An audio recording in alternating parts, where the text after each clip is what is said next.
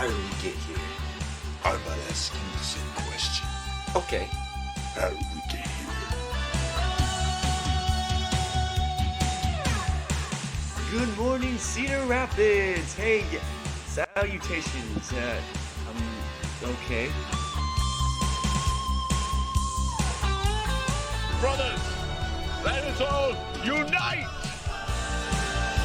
You would rather have us keep the internet than have peace in the world. Like, no, I gotta have my internet.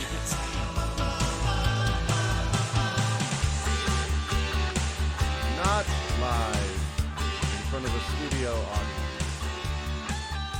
I mean, internet audience. I messed it up. It's the I'm Clifford Today show. Hello, hi, hello. It's me.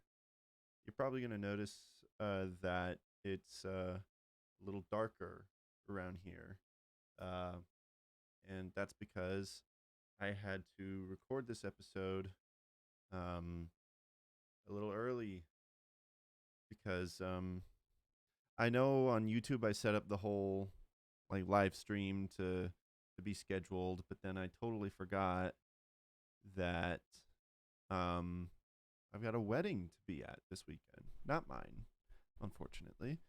A friend of mine is getting married in Nebraska, and so as you're watching this, I am doing that. I am currently there.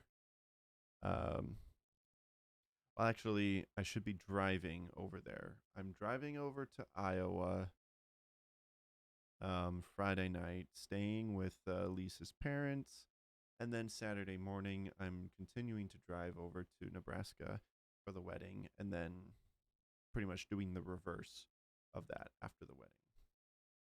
So while this is out, while this is now premiering, don't ask why I have a ticky tack in my in my fingers. While this is premiering, I should be driving over to Nebraska. My friend Zach Wolf getting married. Good for him.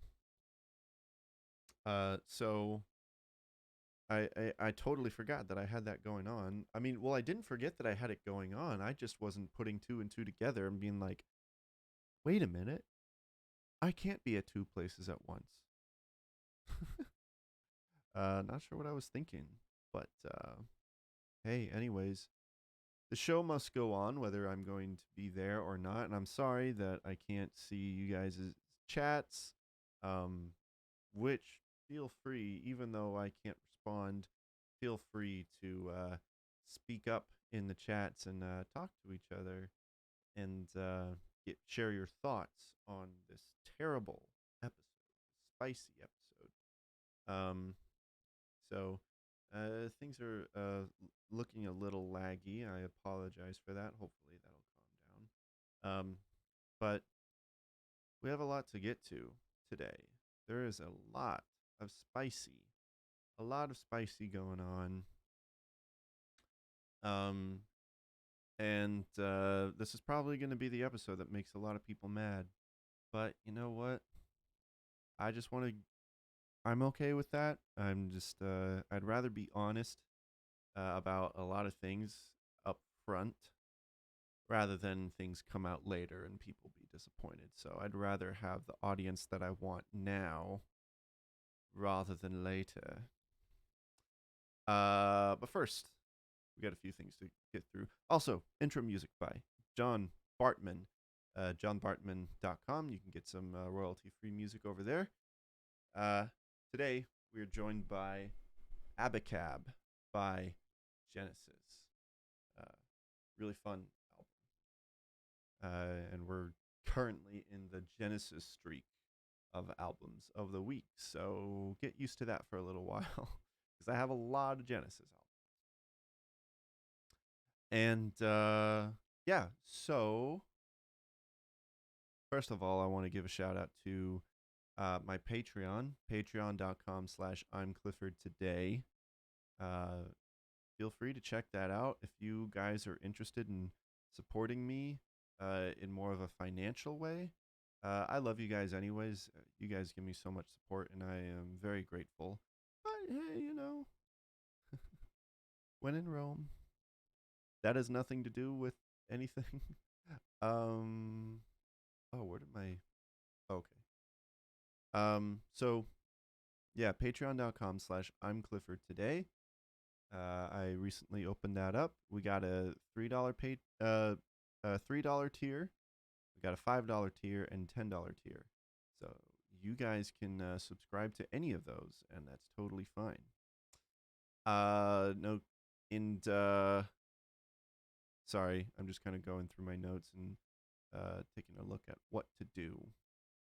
No reviews to read, which I appreciate reviews on Apple Podcasts. You guys can send some nice words my way and some maybe 5 stars, maybe more like 2 stars. That's probably what I'm worth. And we got we got one comment that I wanted to read from not last week, 2 weeks ago, from the last episode. You know what I mean? And so we're gonna. So if you guys remember, we talked about Dallas Jenkins and The Chosen and his response to the controversy. We got a comment from. I'm sorry. I'm gonna try my best to pronounce your name right. Nelhuilistli.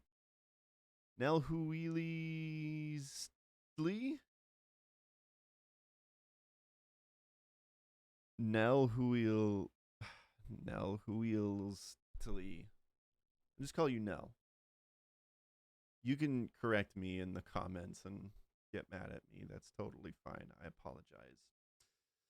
So I was talking about The Chosen, and I gave my thoughts about what I thought about the show, as well as Dallas Jenkins' response. It gave us like a little short review of the few episodes that I watched. And Nell says, well, you're hard to please. Not true. Maybe it's true. If it wasn't for you, if it wasn't for you, that's all right. No problemo. I quite enjoy it. It makes the apostles more human. They're usually portrayed as generic saints during Jesus' ministry, which in truth, we still fall in sin. I'd be curious to know, like, what and I'm responding to Nell's comment. I'd be curious to know what adaptations of the Bible that you've seen, because I don't know if I've ever seen them portrayed as generic saints. If you're talking about movies, I know Catholics, tend to do that, where they're like basically perfect humans. But I've seen quite a few adaptations where the apostles are imperfect beings, and I think they've been done very well in some things that I've seen, especially I really liked the Miracle Maker or the Miracle Worker. I think I brought that up in the last episode, and I've been wanting to rewatch that. It was like a stop motion animated film about Jesus, and it had Ralph Fiennes, Voldemort, as the voice of Jesus. But I remember it being very well done, and I liked the way that they portrayed all the characters. But yeah, I totally get it. It feels like that's kind of the goal of The Chosen, is to make all the characters seem more human. And I think my problem is that it's almost to a fault. I kind of feel like that they seem too modern, I guess. Like sometimes they have very modern dialogue. And it's like, they wouldn't have said that back then. But I guess that's just the goal of The Chosen, is to make it more relatable to a modern audience. And I don't think you really need to do that, but I digress.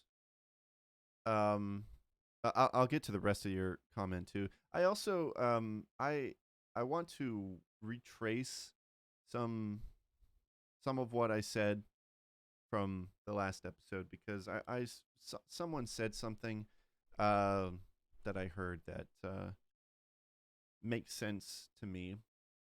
Someone was talking about, I think it was a post on Facebook. It actually might have been Justin Peters' ministry. And he was reacting to Dallas Jenkins' response as well. And he's talking about the Mormon belief, the Mormon religion. And Mormons, the actual Mormon doctrine is that they don't believe that, what they believe is that Jesus was born a man who became the Son of God, or became a God. And that's basically the basis of, maybe not a God, but like a divine being. And basically that's kind of the basis for Mormon belief, is that everyone can do that. It's like an enlightenment. It's like everyone can achieve what Jesus achieved. And it's like, if you believe that, you're not a Christian. I'm sorry. I used to believe that if you just called yourself a Christian, then that makes you a Christian. I don't believe that anymore because people can call themselves Christians and get a lot of things wrong, and that's a pretty big one.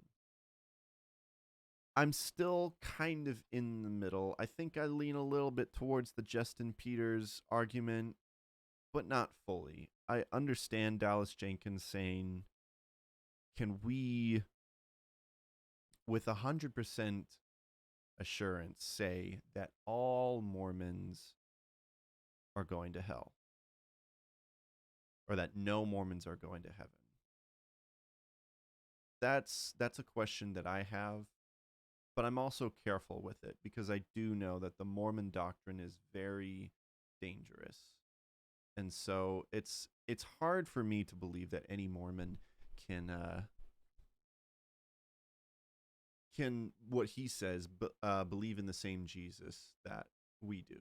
But anyways, I just wanted to address that really quickly. Nell also says, and speaking about that song from Demon Hunter, which I reviewed the latest Demon Hunter single, and I already forgot what it's called. It reminds me of a couple songs from Barlow Girl, Running Out of Time and Time for You to Go. They were produced back in 2009 and feel more relevant today. Well, I'm going to have to check those songs out because my sisters were more of, at least one of my sisters was a bigger Barlow Girl fan than I was. That's a good callback, though. That's a good reference. But I'll have to check those out because yeah, I didn't really pay attention to Barlow Girl because those were girl bands, and around 2009 I probably would have been like 11 or 12. I wanted to listen to the boy bands, the guy bands, not the boy bands. I wasn't an NSYNC or Backstreet Boys guy, but the guy bands, the Newsboys and Audio Adrenaline and all that. That's what I was into. So, but I'll have to check those out and see how they compare to a Demon Hunter song.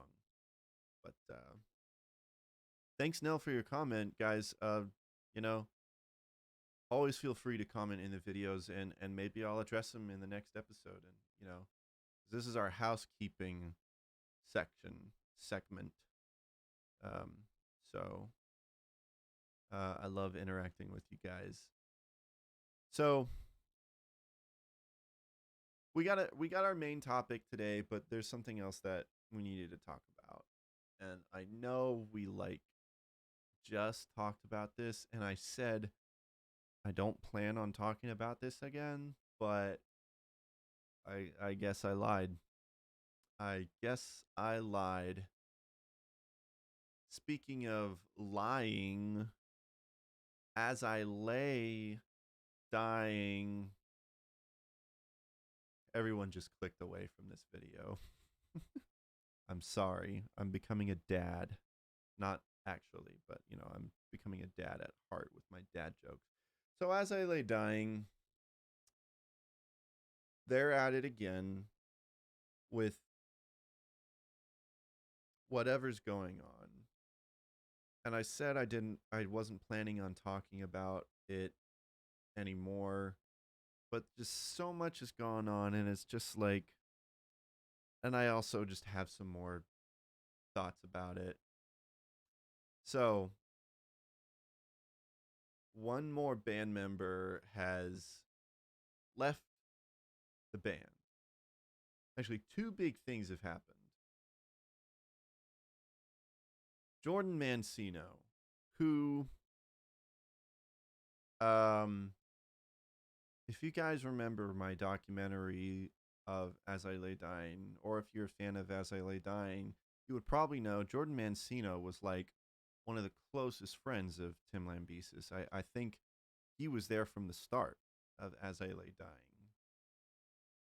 And now, apparently, I mean, it's really messy with the details, but apparently, I guess he's left.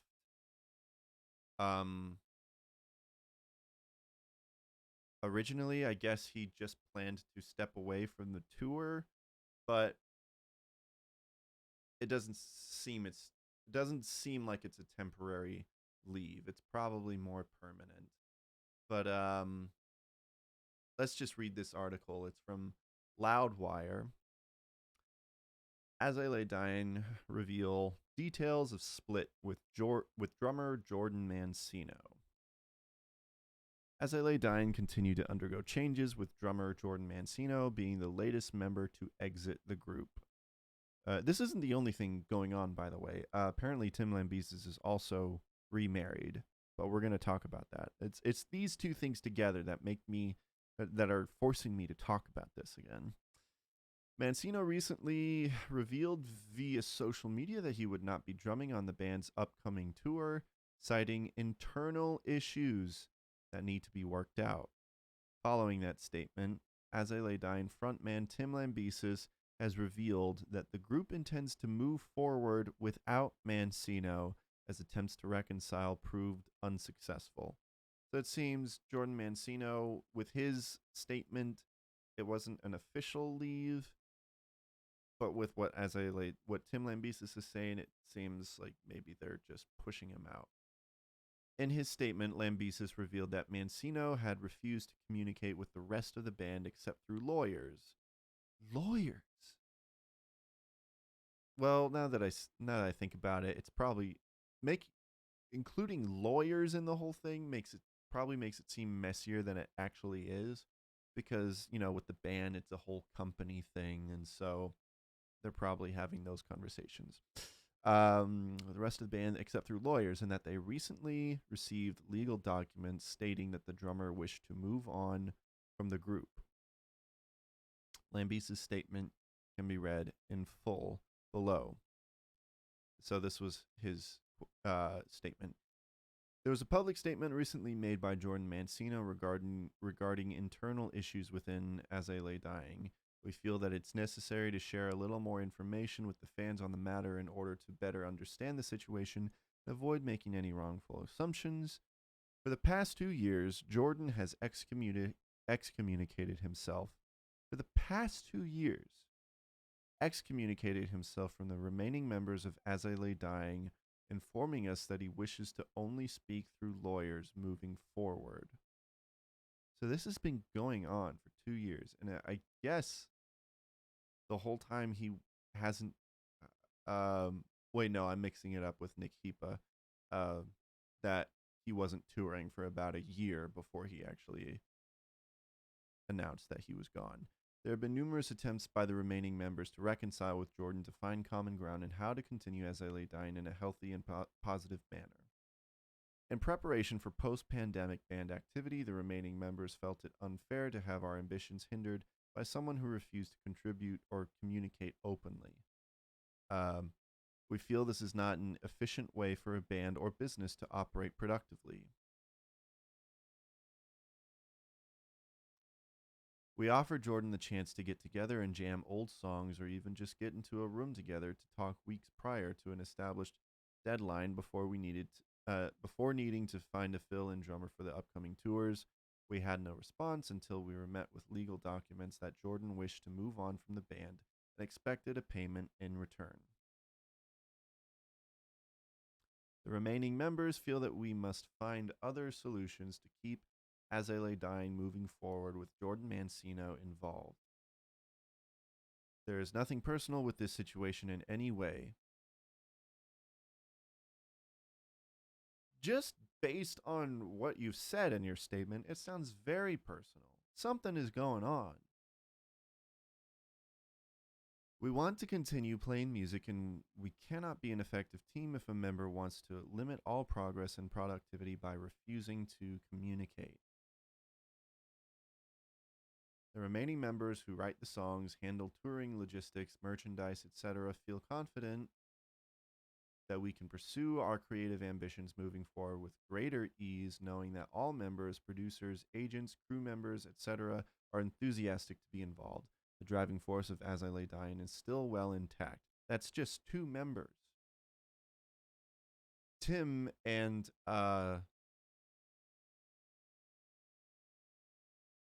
Scrosso, Phil Scrosso. Just 2 of the founding members.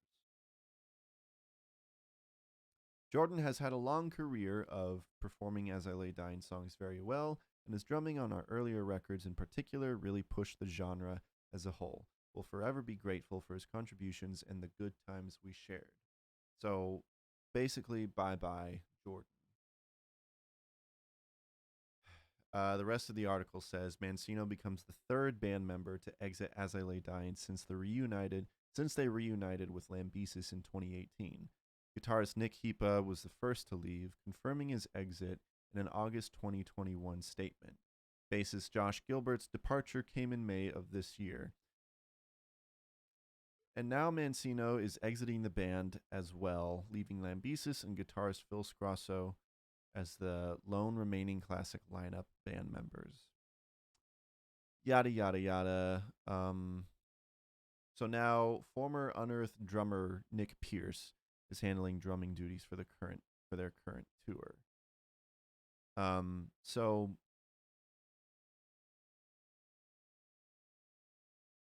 basically,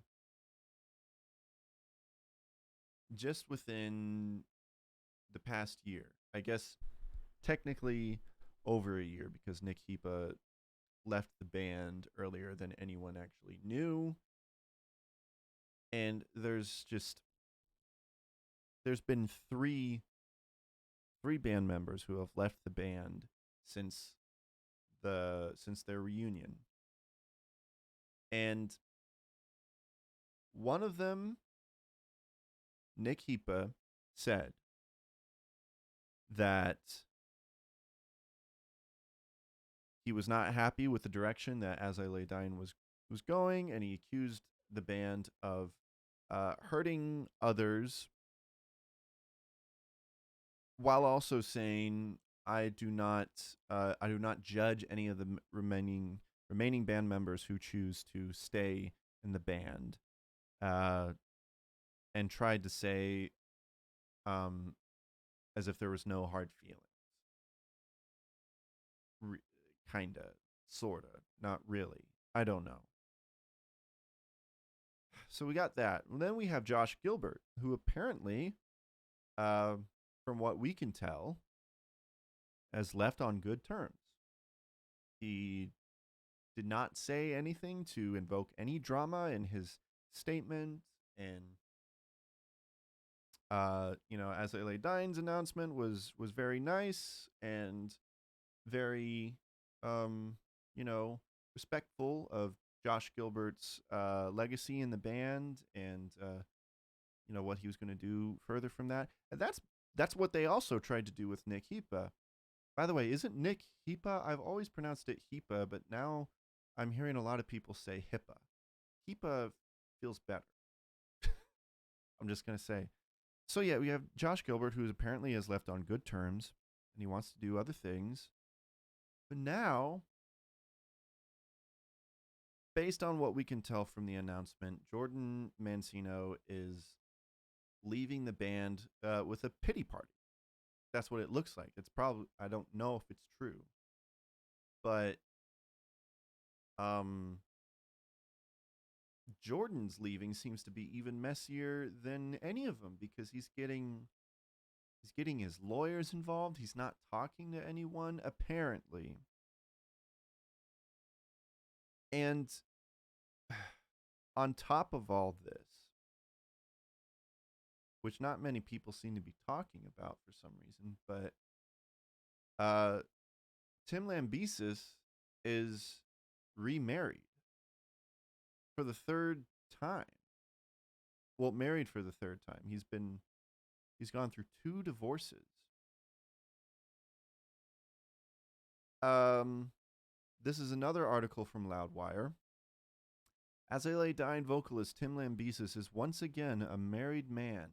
The singer revealed that he wed model Dani Sierra on Saturday, June 4th, sharing photos of their beachfront wedding with family and friends. On Saturday, I married my best friend, wrote Lambesis. We set up a small ceremony on the beach with the help of close family and friends. Every detail of the day came together so well, but more importantly, I have an incredible foundation of love for a lifetime with Dani Lambesis. I'm excited for every adventure ahead with the love of my life. The news came after the couple shared beachside engagement photos back in February of this year. At the time, Lambesis gushed, I've never felt so loved for exactly who I am, and I love every detail of Dani. I guess I missed this back in February, but like I've said before, I'm actually not a huge fan of As I Lay Dying. I just got really invested into them as a band for the documentary videos that I did. But anyways, Tim continues, I want her to be exactly herself and never hold back, and I'm so thankful I get to know her in a way that's rarely seen by anyone else. She grows more beautiful inside and out every day. I'm more attracted to her today than I've ever been, and then attraction keeps growing every morning I wake up next to her. This would be the third marriage for the singer, who in 2014 was sentenced to 6 years in prison for attempting to hire a hitman to murder his estranged first wife. If you guys aren't familiar with that story for some reason, go watch my mini documentary series, The Wreckage of Tim Lambesis. And it talks about his other marriage, which this is what baffles me. I mean, I know that, not every relationship is perfect, but so Tim goes through this whole thing with his first wife, hires a hitman. He goes crazy and spends time in prison and is very repentant for his behavior. But still, the couple was still divorced, separated. While he's in prison, he somehow connects with this other woman. Well, no, they had been, I think they had been fitness buddies before. I may be wrong on that. But he develops this relationship with this other woman, and apparently he makes this big deal out of how wonderful she is and how she loves him for who he is and has been so supportive. And I guess that just lasted a second. I mean, I don't want to judge because I don't know what's going on. But this whole thing, I don't know what's going on with Tim. I'm not going to say that he's still crazy. He's still someone who wants to hire hitmen on everyone he hates, but there doesn't seem to be any stability within the band. And I don't know what to think. I'm not saying that I have any answers. It's just, I guess it's frustrating for me because the Wreckage trilogy that I made, it had such a nice ending with everything going so good, and that's what all the fans assumed, that everything was all good and that everyone had been forgiven. But I think this just goes to show you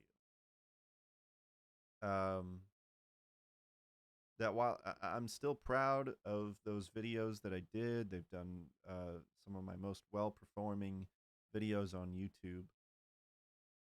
But I think it just goes to show you that there aren't really any happy endings. Maybe it's the case that As I Lay Dying did, you know, they were too fast in getting back together and they didn't really think maybe they should have given it more time. Maybe the reunion was motivated by money. I don't know. That still doesn't make Tim Lambesis a murderer or crazy person. Tim maybe has changed, but maybe he's still got a lot of changing to do. Maybe this is all speculation. I'm not saying anything for certain, but I basically just I hope that these can be like my concluding thoughts on it. But no one is perfect. I just hope that it just seems that there's some more healing that needs to be done. I don't know what's going on, especially if Jordan for the past 2 years has been acting this way. And that was around the time when Nick had stopped playing as well. So something's going on and it doesn't seem pretty. And maybe we'll find out. Maybe Jordan will like share exactly what's going on. Maybe someone will.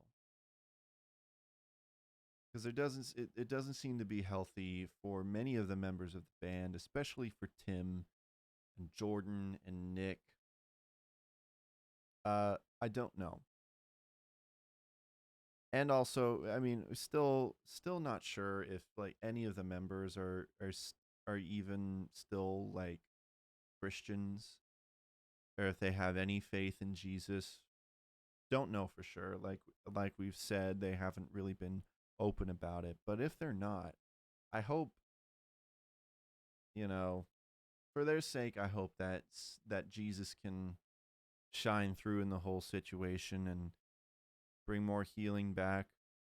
I have questions about Tim Lambesis' faith because this is gonna. No, I don't want to say that. But anyways, the whole situation just seems to be very unhealthy, and maybe As I Lay Dying just needs to take a break and talk about things and work things out. But it doesn't seem like any of the members really want to do that, at least some of the members. So, As I Lay Dying, their future is uncertain. They're still going on the tour, I guess, but in a lot of the fans' eyes, people are very unsure. And I can't imagine this tour going well for them because everything is out in the open. People are uncomfortable, and just the fact that it's not even the same band as it was like 5 years ago or so before all the craziness happened. I think people are going to be less willing to go and support the band because it just feels icky, whatever's going on. And I'm sure a lot of it isn't really even our business. So I'm not really expecting anyone to come out and make any full statements, but just, I hope some healing can happen in the band. I don't want to see this band fail. Not really. I'm not talking about financially or success, but like as a group, I don't want to see them go down. Not even because I'm a super fan or anything. I just I got invested into their lives, and so I'm invested. That's all I can say. Let me know you guys' thoughts in the comments. Let me know what you think. What are your thoughts on the band? There's so much to think about. So we shall see. And this time I'm not going to say never when it comes to updates from the band, but hopefully my channel is not just going to be an As I Lay Dying update channel. I don't want to be. I want to talk about other things. Anyways, so that's all for As I Lay Dying. We're going to go into a break, and we're going to talk about, the thing. The thing that's in the title there. Yeah. Really spicy. So, we'll be right back after this short break. Messages. We'll be right back. Yeah.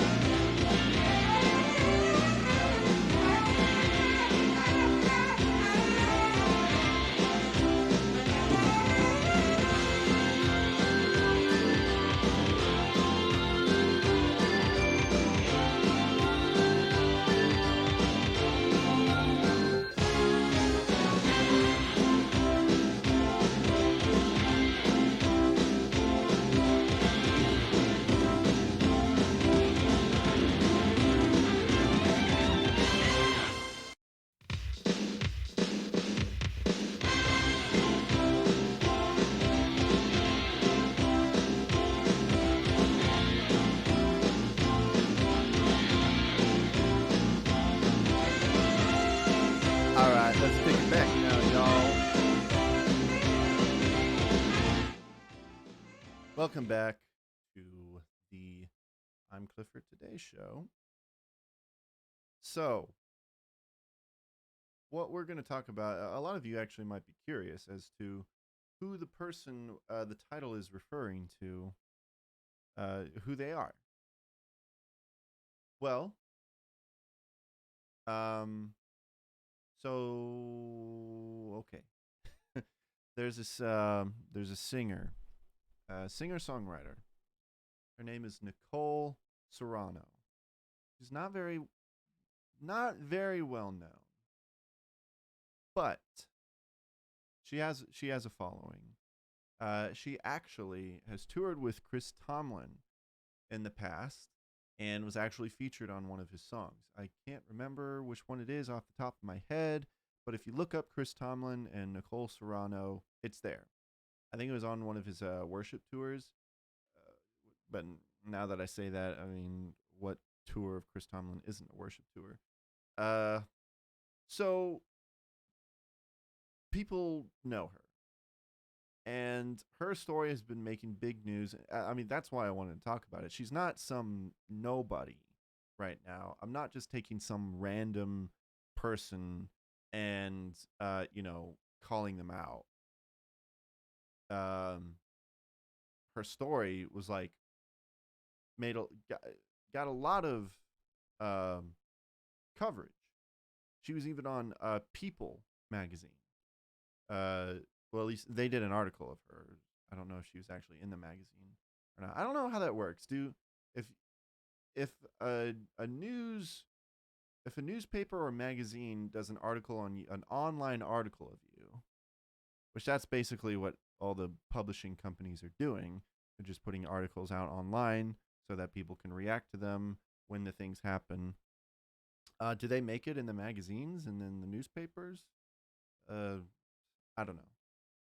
But anyways, her story has been covered by a lot of people, and so that's why I wanted to talk about it. I've always wanted to talk about this topic, and so this is kind of my excuse for it. So, Nicole Serrano, I actually have a personal connection to her. She's not a friend. She probably doesn't even remember who I am. But she once played at my church. She led worship at my church. At least at the church that I was attending at the time. And this was before she had much of an audience. And we connected over through social media, and that was that. After that, and so I know her. There's no way that she's going to remember me unless she actually does remember seeing my posts on social media. But I mean, that's neither here nor there. So I was very surprised to find this post from her on social media that made the rounds. She has posted this photo. I looked into her, what she's been up to recently, and apparently her style, her music is has been more worship based. I mean, of course, that's why she toured with Chris Tomlin, and I guess from the past couple years she has been doing more singer-songwriter stuff, which that's fine. But she made this post on Facebook, and most likely all the other social networks. There's something I've been wanting to tell you, she says. Throughout the years, it's truly been such an honor to play on stages all across the globe. To watch the faces of strangers react in real time to the power of music has been and remains such a humbling experience. I've been given so much energy from city to city, getting to share moments with people I most likely would have never crossed paths with. Although I've always felt physically seen in the spotlight, underneath bright lights and covered in haze, I've never actually felt seen. The older I get, the more I feel a pull to be unapologetically and unashamedly myself in every room I walk into. I want you to see me, to know me. I want to see pictures of myself and recognize the person looking back at me, to be fully integrated. That's why it was important for me to come out. Now, keep in mind, this was actually, in June, so during what people what some people know to be as Pride Month. That's why it was important for me to come out. Yes, I still believe in Jesus. And yes, I'm gay. Yes, I believe the songs I've written and sung night after night, talking about her worship songs. I've realized that there's nothing any of us could ever do to win or lose the love of God. That means me too. I have so much to say. I've thought about this moment so much you wouldn't believe. And I feel a bit all over the place. But for now, to those of you who find your own story within me, please know this. You are not alone. If the spaces you find yourself in are too small, if there's not a spot for you at the tables you find yourself at, just know that this world is really big. You haven't yet met all the people who are going to deeply love you, all of you. Trust yourself and trust the one who made you. You owe nothing to anyone. I also recognize the fact that some of you will be disappointed to hear this. Some of you might even feel tricked by me for the times we were in spiritual spaces and I had a microphone in my hand and we all believed what we were told to believe. Please know I only knew what I knew when I knew it. Your girl was dating men, crying and praying the gay away. But that doesn't really work. So if you're about to hit that unfollow button and choose to not listen to my music anymore, I just ask one thing. will you please stick around until October? That's when my full record will be out. And she says continued. I don't know exactly where that was to be continued, but it's not really important because I'm sure it's mostly just kind of promoting her album. I think we've read enough, I think. So yeah, that's the post she made, and I wanted to talk about this because this has always been a hot button issue. And, I wanted to share my beliefs and my convictions. And these beliefs and convictions are probably going to cause my subscriber numbers to go down. And I'm sorry to see, I would be sorry to see some people go, but I do not want to compromise in what I believe because, it's such a hot button issue. And, obviously it's seeping into the Christian music industry. So I want my beliefs to be out there.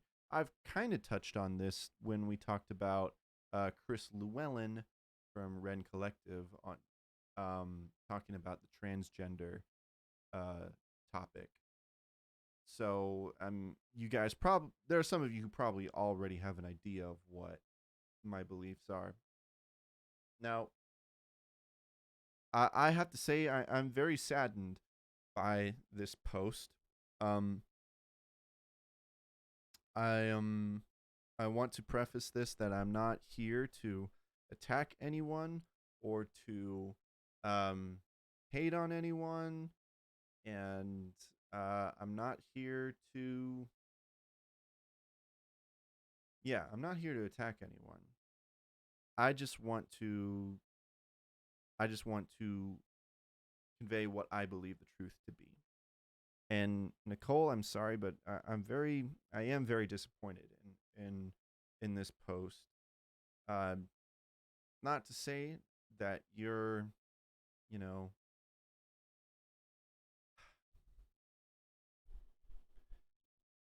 I don't believe that it's possible for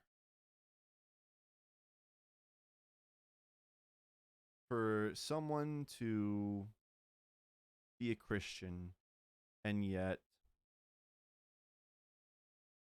still live a sinful lifestyle. Now let me clarify. There is a difference between Christians who struggle with sin, which is everyone. Everyone struggles with sin. There's a difference between that and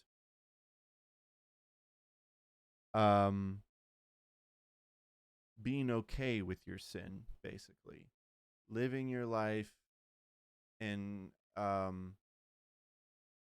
sinning without repentance and being like, I don't really even think that this is a sin. This is a part of who I am. And you know what? I'm just going to, you're just going to have to deal with it. That's wrong because you are taking the power away from God's grace, from his salvation, because honestly, it doesn't take much to, salvation is free, but and God offers it to us freely, but this is weird. It's free, but it does come with a price, and that is ourselves. We need to be fully surrendered to Christ. And we're not fully surrendered if there is sin in our lives and we know it and we're not doing anything about it. We don't even think that it's sin. Which there is, we struggle a lot as Christians to know what sin is, but most of the time there's no gray areas. Most of the time it's pretty black and white what God desires. And I believe that the Bible is very clear about about how God views homosexuality, And there's a lot of debate about that, but as far as I know, nothing has been able to ever disprove in my heart that the Bible is against homosexual activity. A lot of progressive Christians, they either interpret the Bible differently, which I think they interpret it incorrectly, or they just don't think that it's relevant, or they don't they just pick and choose what they like about Christianity, and they just choose to ignore that, which is sad. And it seems, Nicole, that's probably around where you've probably heard your whole life about the Bible's stance on homosexuality. And I'll admit that there are some bad ways that people can go about it. People can do it in very hateful ways, and I'm sorry. I'm sorry that if you ever had any experience with hateful Christians. I mean, our calling is not to hate people, whether they're gay or not. But our calling is to convey the truth about anyone's sin. I would hope that people would be open and honest about the sin that they see in my life. I would not want anyone to sugarcoat it. So this is basically me telling to you in the most loving way possible that God doesn't accept all of you. Let me rephrase that actually. God accepts all of who he created you to be. He does not accept your sin. He does not love your sin. He does not love your fleshly desires. Our calling as Christians is to, a part of our calling as Christians is to give up our fleshly desires.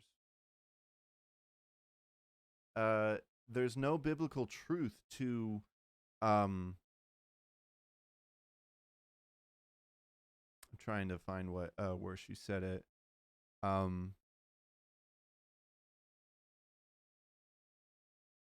There's no biblical truth to loving all of you. God of I'm trying to be delicate, but maybe I don't need to be. You said you haven't met all the people who are going to deeply love you, all of you. I don't want people to love every little thing about me, just being honest. There's a lot of stuff that I need to work on. And when it comes to the love of God, yes, God loves you. God loves everyone. And he wants everyone to come to him and accept his gift of salvation. See, that's a big problem that a lot of progressive Christians have, is that they kind of put God's love and salvation in the same box. And they seem to think that, well, God loves me, that means that I am saved already, and I don't have to worry about anything else. The truth is, God loves you, and I'm sorry, this is kind of turning into a sermon. It's going to get that way every once in a while. I'm a pastor's kid. The thing is that these kind of ideas are infiltrating the Christian music industry, obviously, as we can see, as well as just, let alone the Christian church. It is starting to spread like wildflower.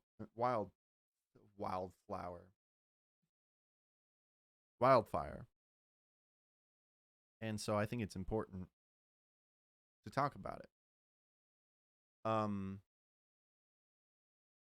especially when we have like these handful of known Christian musicians and artists who are coming out as progressive. These are things that someone like Kevin Max believes. He's not gay. Derek Webb isn't gay. But these are things that they believe because they believe in the universal Christ. And according to the universal Christ theology, everyone's saved. Nobody has to give up anything. Nobody has to, you know, well, see, it's inconsistent. They would probably say, like, oh, well, like murder and stuff, like, that's not good. Well, why give it up if everyone's going to go to heaven anyways? That's what I would say.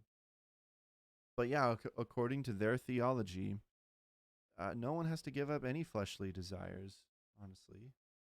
If you want to be consistent, they would probably pick and choose what people should stop doing. But it's like, hey, what does it matter? We're all going to heaven. I don't mean to go down on a tangent, but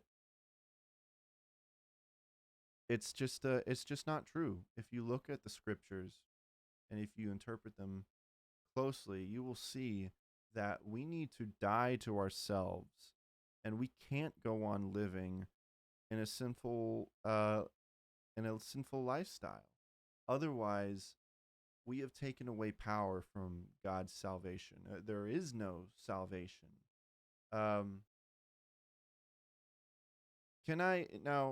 will say, can I say with 100% certainty that no, you know what? No, I'm not going to go there. I've heard many inspiring stories of people who struggled with homosexuality, and they found that it was wrong, and they knew that God, wasn't pleased with this sin in their lives. They knew that God loved them, but they knew that they needed to give it up if they wanted to see true salvation in their lives. And so many true stories of people who put down their fleshly desires. It's honestly inspiring to me because I deal with my own fleshly desires. I've dealt with my love for pornography and lusting after women. I wish that I had their guts, honestly, just to stay celibate. And we're not talking about praying the gay away. You want to hear the truth from me? I've never heard an actual Christian say pray the gay away.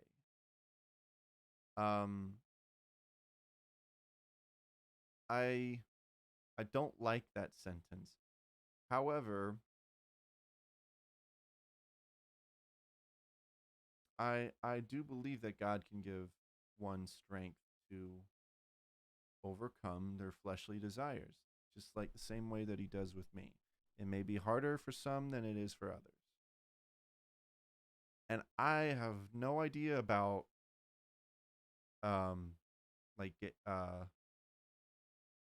what is it called? The therapy? Not gay therapy. It was like, apparently it was pretty popular like in the 70s and 80s to help rehabilitate homosexuals. I don't know why I'm drawing a blank on it right now, but I have no idea about that. I have not researched that, and I don't know it's whether it's, I don't know about its morals and such, but I don't know about that. All I know is that the road to heaven is pretty narrow for a lot of people. And when we come to the cross, we have to lay down a lot of crap. And for those who are struggling with homosexuality, or, whether you're lesbian, gay, or having, thoughts about transitioning, I'm sure that's a big burden to lay down. But the truth of the matter is that, God does not love your sin. He loves you, but he can't be a part of that. And this is what I believe that how we should respond when someone says, yes, I still believe in Jesus, but I'm gay. You can't serve two masters. You can't serve yourself in such a way, because that is not the way of God. It's all about full surrender. And I know there's a chance that Nicole may never understand that, and she won't accept it. But this is my message to anyone else who struggles with this. If you're struggling with that, God sees you, and he still loves you. I mean, it is true to a point where he loves you despite your faults. But if you want to find salvation in him, you got to give up yourself. You got to give it up. And yeah. So those are my views on the whole subject matter. And I pray for Nicole. I hope that she'll, that God will convict her. And she made some sort of post, if I can find it, where she, I think she deleted it, looking on her Facebook page. She basically, she made a post, flipping the camera off, with the caption saying something along the lines of, call me an abomination one more time. And I think she's referring to, people might be quoting the scripture where it calls, homosexuality an abomination, which is true. But so I guess that's been some of the responses that she's gotten, which I don't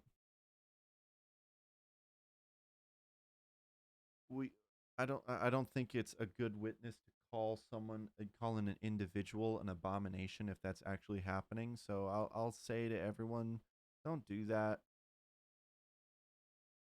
I mean, technically, we're all born in sin, so we're all born abominations to Christ, but not because of anything we've done, but because of who he is.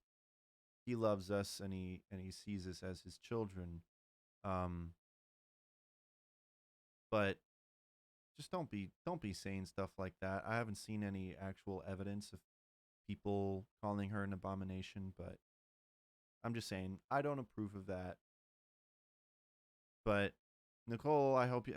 There's no way that she's listening to this, but I guess this is my open letter to Nicole Serrano. Know that this is not anything personal against you, anything that I've said. I'm sure you're a good person. Especially just knowing the brief time that I interacted with you. You're a good person, but being a good person doesn't save you. And I want to say all these things in love. I pray for you, and that's all I can really say. Otherwise, have a good career and enjoy all your live shows and tours and making music. I hope you have fun. But I also hope that you come to see the actual biblical truth in this whole situation. So, trying to think if there's anything else. Nicole Serrano also released, I think she released a couple singles, and one of them was called Nice to Meet You, in reference to, her being more open and honest now. This is really her, guys. But yeah, no one, please, no one harass her online or anything. Just pray for her. I mean, you can witness to her, leave comments of love and as well as truth. But we shouldn't compromise the truth. But we should be loving. I think that's all for Nicole Serrano. So hopefully I came off as graceful and loving as possible, but also as clear and precise as I can be. Again, sorry it became kind of a sermon, but, I felt like, it's being covered on People magazine and such, so I felt like it was a big enough story to talk about.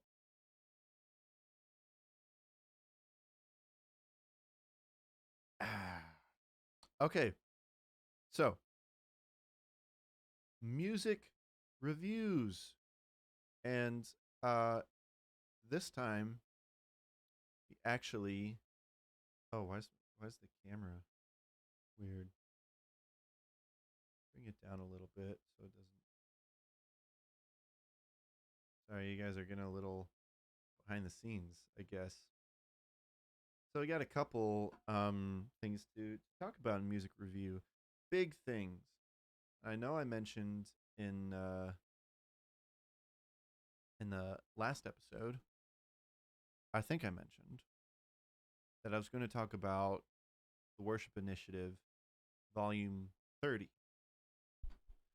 Now, I've talked about the Worship Initiative before, mostly in the context of Shane and Shane, because I'm a fan of Shane and Shane. But the Worship Initiative is basically something that Shane and Shane started, and now it's kind of become this whole entity involving different singers now. In fact, Shane and Shane are barely present on this album, except for a couple of tracks. They might be playing guitar and playing some of the music on the tracks, but it's I'm not very sure. But I listened to the Worship Initiative, Volume 30, and for those of you who may not be familiar with what they do, basically what the Worship Initiative does is that they take most of their albums consist of mostly covers of worship songs. Some of them are popular worship songs, but the main goal, this is what they've stated, but the main goal is to collect theologically sound songs, in their opinion, in their honest opinion. And they cover them, and they usually, and I don't mean this in a bad way, they usually, the songs that they take and they cover, they tend to simplify them in a way, like musically. And I wonder if I feel like it's intentional to make the song more, I guess, coverable and adjustable to any church worship team that has any, it can be covered by a worship pastor with just an acoustic guitar or full band. I feel like that's intentional, so that it's more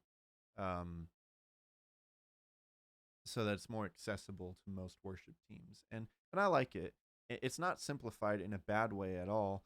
A lot of their songs are very beautiful, honestly, and I love their arrangements.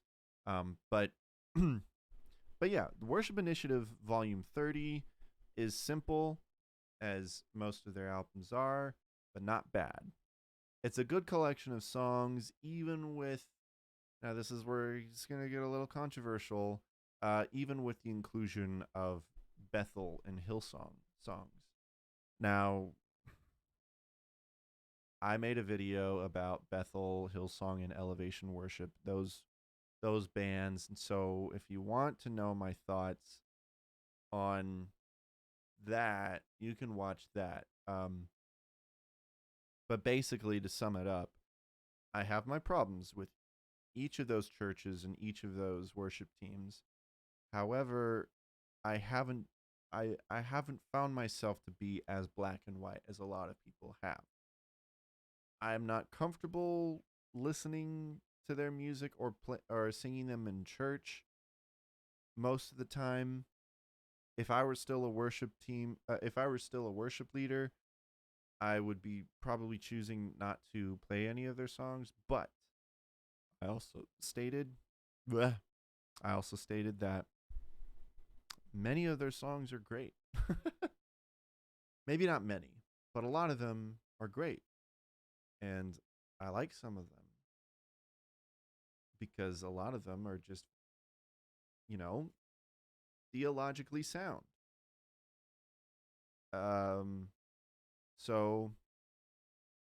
But here's the thing with the worship initiative covering them, it makes it a little bit more easier to listen to without having a guilty conscience, because I'm not supporting these ministries directly. I'm more supporting the worship initiative, Shane and such. I'm able to enjoy the songs basically conscious free. So, but we'll get to those songs. Tasteful use of Nothing But the Blood at the end of Son of Suffering. That is actually a really good song from Bethel. It's good. It's like almost hymn-like. I've not listened to the actual Bethel version, but Son of Suffering is good. It's got some good stuff. And at the end, they Worship Initiative had their own like creative input and put in. They tagged the Nothing But the Blood verse, which I always like. This album introduced me to songs that I didn't know and now like, including Stronghold. That's a really good one. And then there's Gratitude, which is originally written performed by Brandon Lake. Now Brandon Lake is from Elevation Worship. And so, but Brandon Lake as an individual has been kind of cool in my books. I haven't really listened to a lot of his worship solo stuff, but like he's all right. And the thing is that we can never know like what individuals who are involved in either Elevation, Bethel, or Hillsong, we can't know if they actually go along with all the controversy of these churches. So who's to know? I see a lot of people in like the Heresy Hunters group or like the What the Verdict Facebook group, and they're like, oh, they're affiliated with Hillsong, Bethel, or whatever. Insert any one of those. So it's best to avoid them. I don't treat it that way. I don't live my life in that way. Just because someone is affiliated, especially a lot of Christians tend to feel bad when they refuse to collaborate with other people who profess to be Christians. So I don't really blame him for that, but I don't know. I may be wrong about Brandon Lake, but I don't know that much about him. All I know is that Gratitude, it's a fine song. I'm just not sure if I would sing it in church. There's this weird line in the bridge where it's like, because you've got a lion inside you. I'm like, I don't know if I would want to sing that in church. It's just kind of weird. It's more of like, this is more of a personal song, and that's fine. Come Lord Jesus Come is actually an original from them, and it's great. It's basically a modern hymn. A Thousand Hallelujahs is also a good song, and it's by Brooke uh, Ligertwood. I've never known how to pronounce her name because I've never heard people say it. And she's from Hillsong. So there's another example. It's a good song. But she's from Hillsong. But it's a good song. Not saying anything more.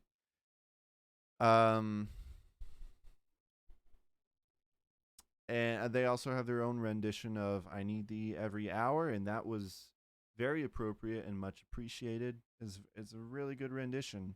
And the only tracks that Shane and Shane are vocally, at least, present are the songs Peace and Refuge. And, you know, I love Shane and Shane, and I feel like that they're sorry. Oh, sorry, I have my Facebook notifications on. I always liked it when they came on, and Refuge is a good track as well. There were moments in the middle of the album where I was tempted to skip ahead, but most of the album is very captivating with its melodies and arrangements. Good cover worship album, especially with its creative decisions and original inclusions. So check it out. You know, worship leaders, check it out. There's some good stuff that you can that you could probably use in a worship set list, and it's also just good for, you know, personal worship if any of you guys practice that. So yeah, that's basically my review of the Worship Initiative Volume 30. I probably, my score would probably be somewhere between like a 6 or 7 out of 10. It's not bad, but yeah. So, and up next we have Chagall Guevara, and I hope I'm pronouncing that right. So, for those of you who don't know, Chagall Guevara was a band from somewhere around the 90s that was led by Steve Taylor. He was their main vocalist and main songwriter, of course. And they had one album, and that was it.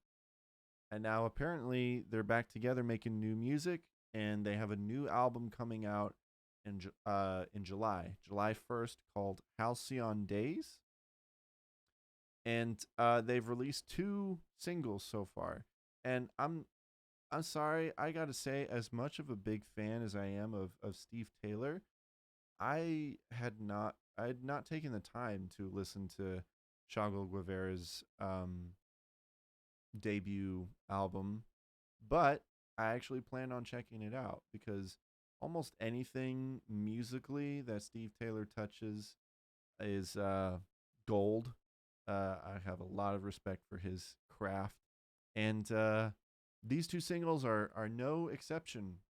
They're great. I think they're really good, and I'm really excited for the new album.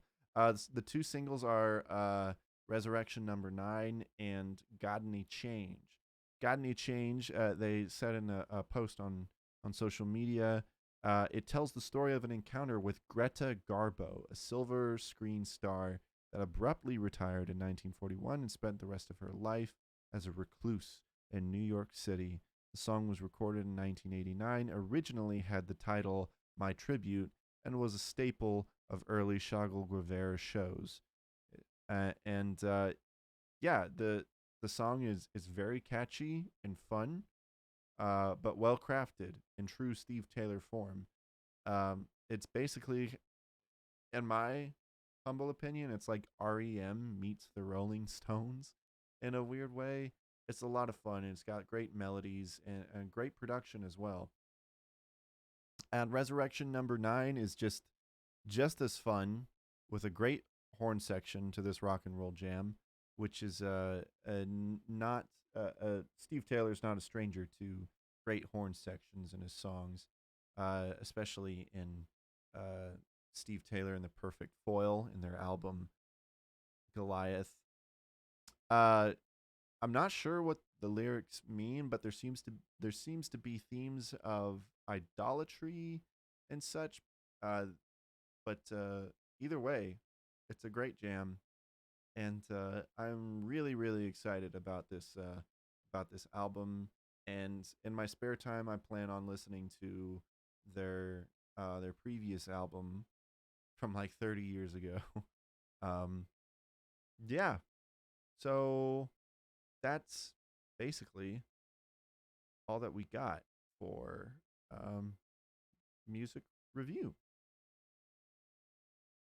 So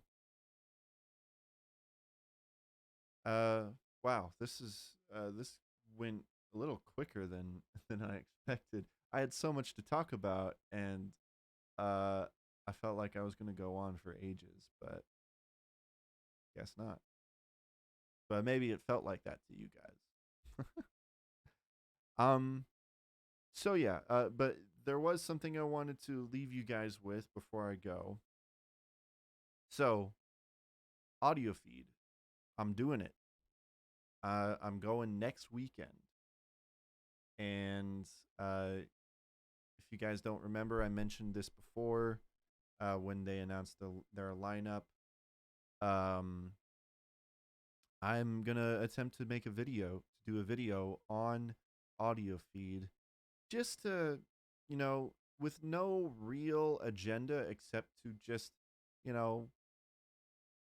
answer the question, what is audio feed and what is it about? It's not some super conspiracy thing, no matter what anyone might say. Um, Basically, the questions that I have is audio feed a Christian festival? Is it a secular festival? Is it a festival that is open?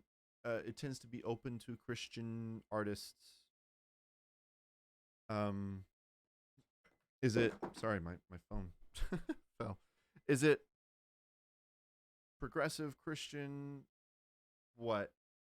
If they're more progressive, are they open to artists who are more conservative leaning?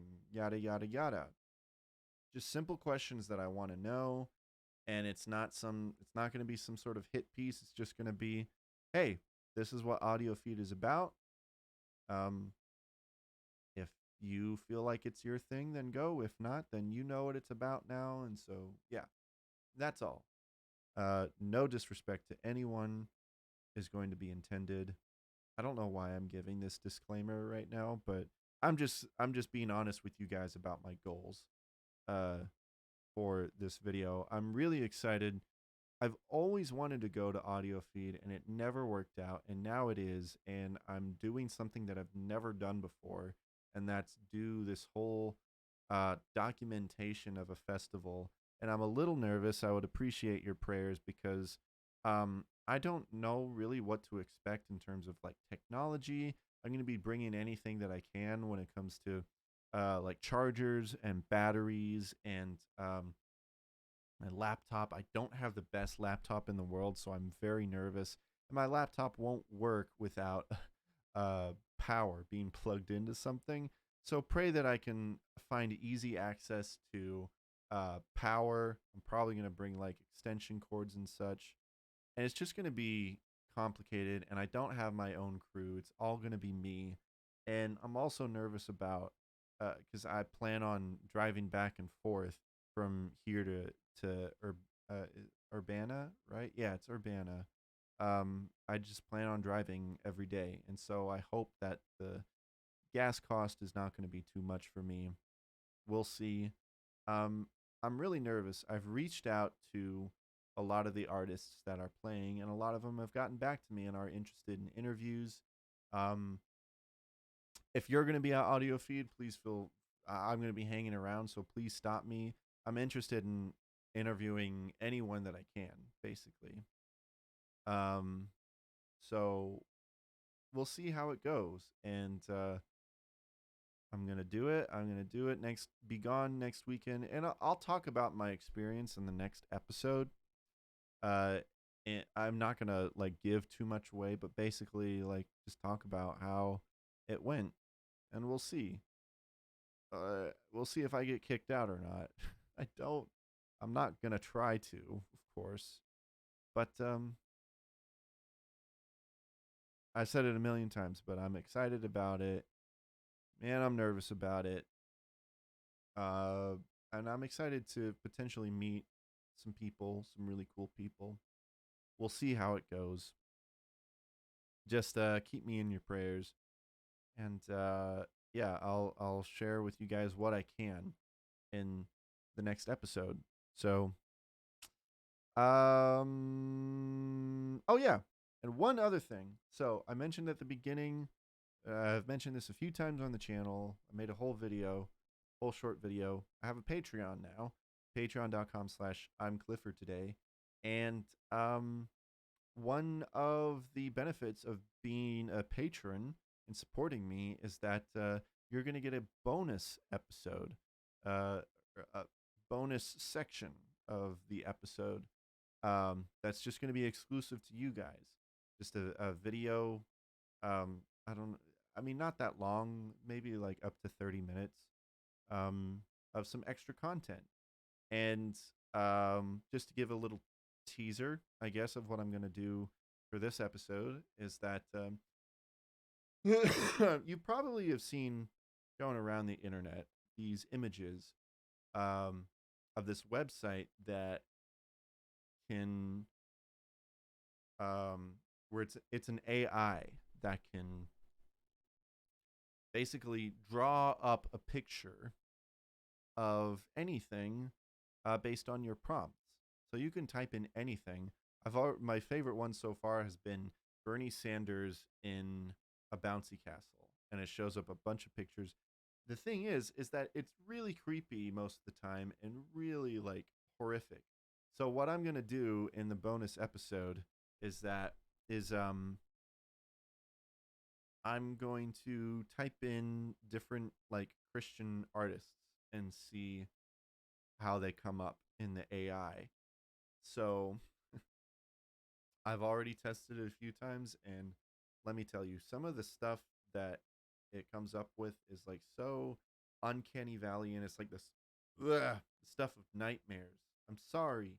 I ate a hot dog and some watermelon before I streamed, and so I'm burpy. I'm sorry. I'm disgusting. I'm not perfect, only saved. So, if you're interested in that, it's going to be available for all the tiers on Patreon. So, that'll be the content that's waiting for you. But, you know, if not, then I guess I'll just see you a couple weeks from now. That's been it for today. Be sure to subscribe if you haven't already. Still working on the John James video, but I'm also probably going to get busy with audio feeds. So, yeah. Make sure to leave a rating and review on Apple Podcasts. I'll give you a shout out on the show. Also leave a rating on Spotify. That always helps me out. Also check out questions and polls on Spotify. For Spotify listeners, I always have questions and polls on every episode. So check that out. Podwood Forecast, my other podcast that I have with my friend Mitchell, where we talk about movies and music and such. Be sure to check that out on any podcast platform. It's a lot of fun. And yeah, leave a like on this video if you like what you heard. And yeah, patreon.com/I'm Clifford today. I love you guys. And just remember that I'm Clifford today and you're not. See you guys next episode, and hopefully it actually will be live. So I'll see you guys then. Take care.